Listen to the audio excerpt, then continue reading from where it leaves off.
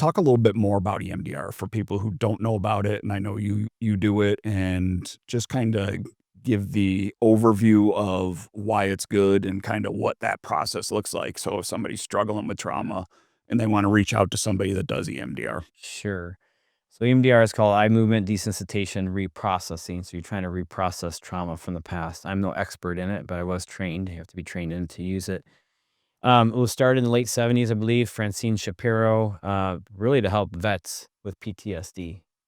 And so it's got more research behind it than everything besides cognitive behavioral therapy. And so if you think about like, being a garbage man and having a paper route, like wild dogs running around is always like terrifying me, And so if you got bit by a pit bull, you may love dogs, but that changes the way that you perceive dogs, especially dogs running around loose. So if you have a bad bite from a dog, it doesn't have to be a pit bull, any dog. Well, next time you're jogging and you see a dog running down the street, run at you, you're going to go right into flight or fight response, and you're going to go right back to that moment when you got bit. And so essentially, like, think about like kind of have like a knot in your brain. EMDR is trying to come along and reprocess that trauma, not so that you don't believe that the memory exists or forget about the memory, but that the memory goes from like having a high trauma rate of like a 10. We ask people, how traumatic is that memory to you today out of a 10? Oh, it's an 8.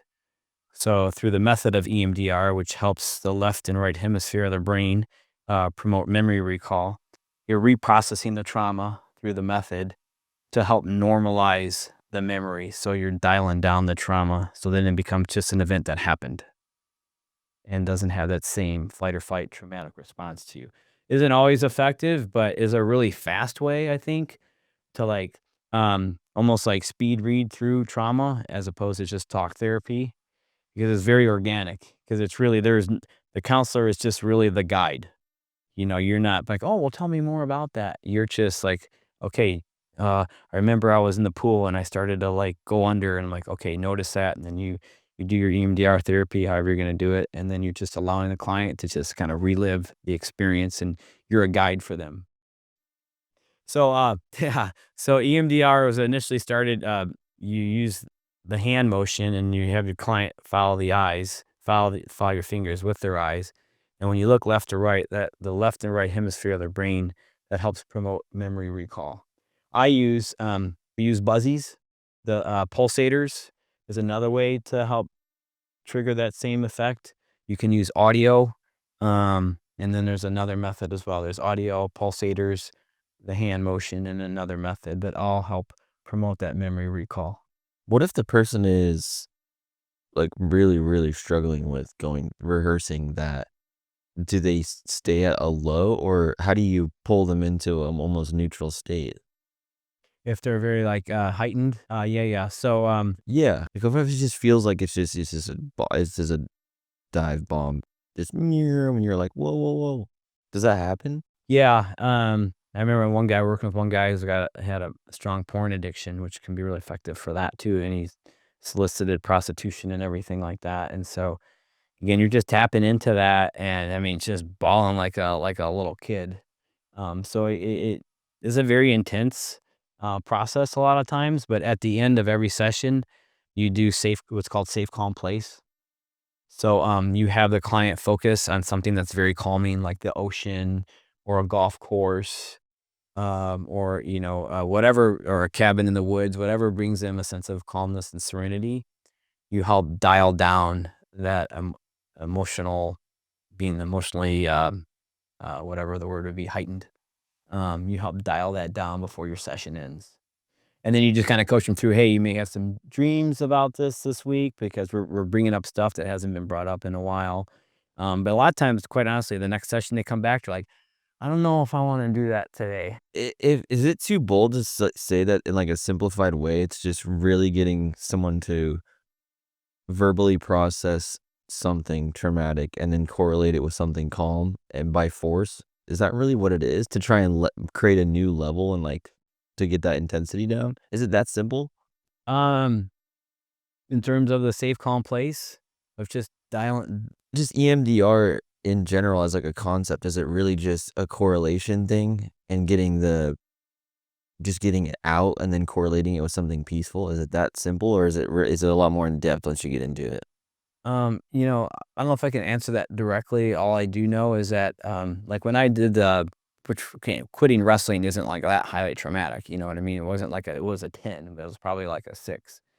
But through the EMDR, and the training, like, you're going through, "Okay, tell me what happened." I was walking off the mat, and I remember seeing my dad, and I just, started crying, and I told him to take me home, and then, he's just reprocessing, and then they're like, "Okay, notice that," and then they run you through another set, and then, "What else you noticing?"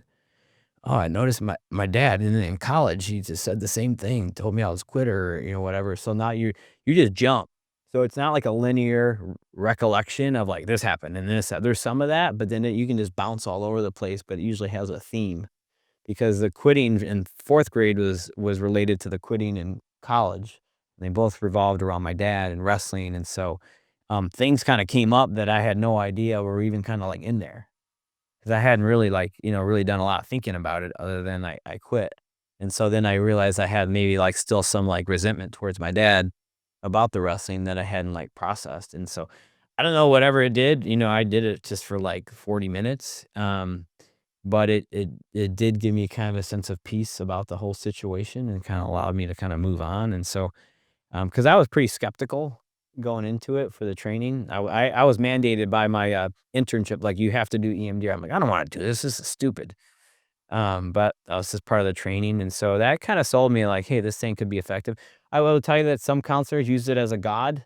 EMDR is like the savior of all things. It's just below Jesus in terms of his effectiveness, and so, I don't subscribe to that. It's a tool. And your client has to be open to it. And so some clients are just like, "I don't think I wanna do that," or we'll try it."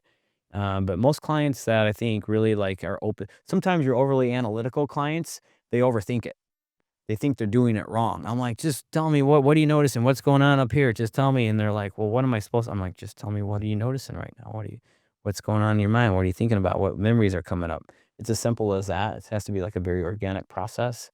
So your overly analytical guys can, like, overcomplicate it. But I've found it to be a pretty effective tool. I like how you said it's just a tool that's good context to understand how it's used in practice.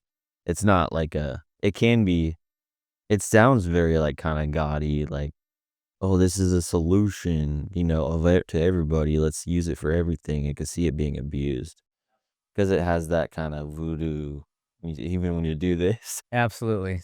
Absolutely, and I tell people, like, "This isn't hypnotism, I'm not doing any of that," you know? But I know a lot of strong Christian counselors that use this method, and so, but yes, God is in control of all things.